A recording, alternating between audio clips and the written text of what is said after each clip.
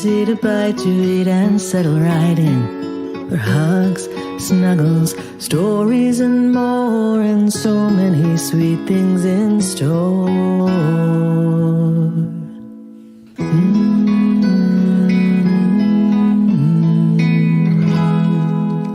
Welcome to Afternoons with Mimi. Mimi? What are we making again? Cheesecake, my love. Cheesecake. Do I like cheesecake? Trust me, Angel. Everyone likes cheesecake. Even Aunt Ruthie? Especially Aunt Ruthie. Okay. And what am I doing again? You are crushing the graham crackers to make a beautiful graham cracker crust. Keep pounding on that plastic bag. You're doing wonderfully.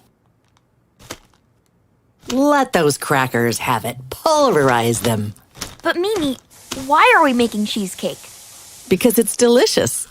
And for Shavuot, of course. Shavuot. And that's a holiday? Yes. Celebrating. What's Shavuot all about, Mimi?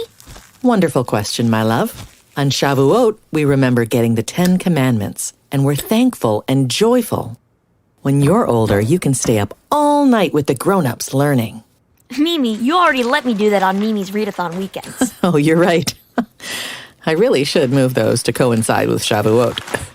But Mimi, what do the 10 Commandments have to do with cheesecake? Or with all of your fancy paper decorations everywhere? You certainly are inquisitive today, my darling. Keep smashing those crumbs. Okay, now bring your crumbs over here.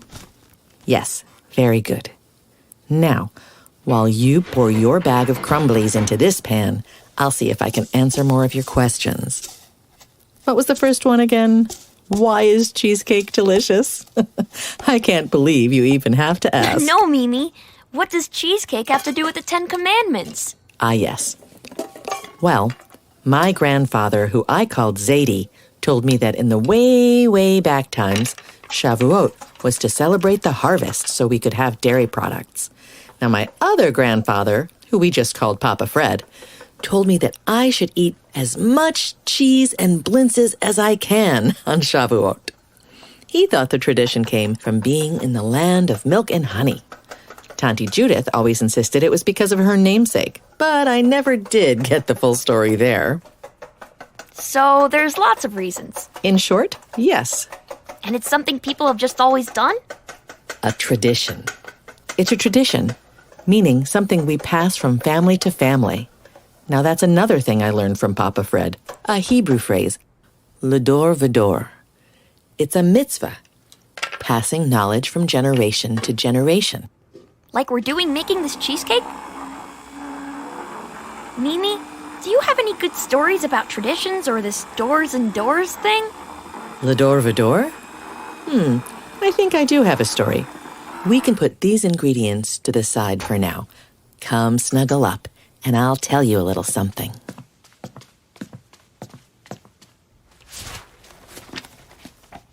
Fridays are special. Written by Chris Barish. Illustrated by Melissa E.Y. Published by PJ Publishing. I snuggled in my bed last night. Soft moon looked down on me. Now, peeking from the covers, bright sun is what I see. My daddy's in the kitchen. His hair and hands are white. I smell the Friday challah. We'll all eat some tonight. Cold air tingles on my cheeks. Soft mittens warm my hands. Tova is tugging on my scarf. Snow sparkles as it lands. Mommy lifts me way up high. I help pick leafy greens. Friday nights are special. We eat like kings and queens. Nana holds me on her lap for stories and a song. Tova cuddles up with us. She likes to sing along. Who's that knocking at the door? My cousins, Ben and Jake. Yum, I smell warm cinnamon from Nana's apple cake. The sun is almost gone now. My family gathers round. Coins plink plank in Grandpa's vest. It's his tzedakah sound. We all stand by the mantel. The candles shine so bright. I peek between my fingers. It's such a pretty sight. The matzo balls are fluffy and the challah tastes so sweet. I crawl under the table. So many legs and feet. My favorite blanket hugs me. A pillow holds my head. Shema is whispered like a breath. I cuddle in my bed.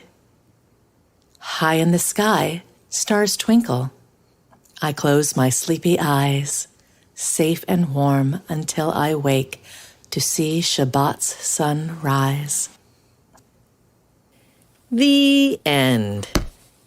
You see, in that story, when the kiddo gets his tzedakah coins or makes challah with his daddy, that's l'dor v'dor, passing along traditions.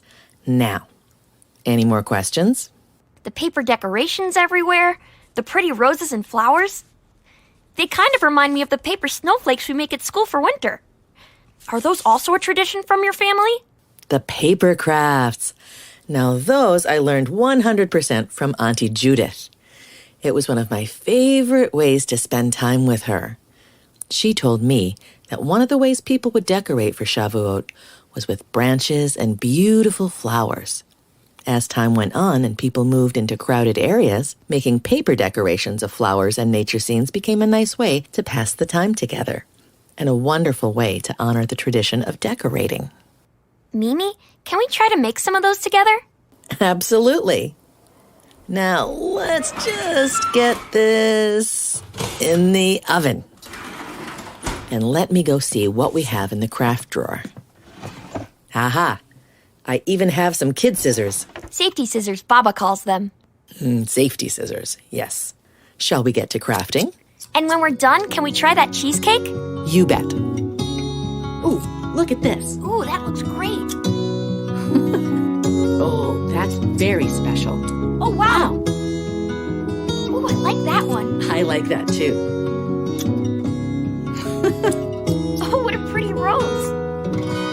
Well, my love, thank you for helping me decorate. These paper cuttings look wonderful. Oh, there's your parents. I can't wait to show Baba and Ima all the decorations. Here, take some cheesecake out to them. You're the best, Mimi. I love you, Neshama Shuli. Would you like to learn more about Shavuot? You can find easy craft ideas, story suggestions, and even recipes at pjlibrary.org/Shavuot. That's SHAVUOT.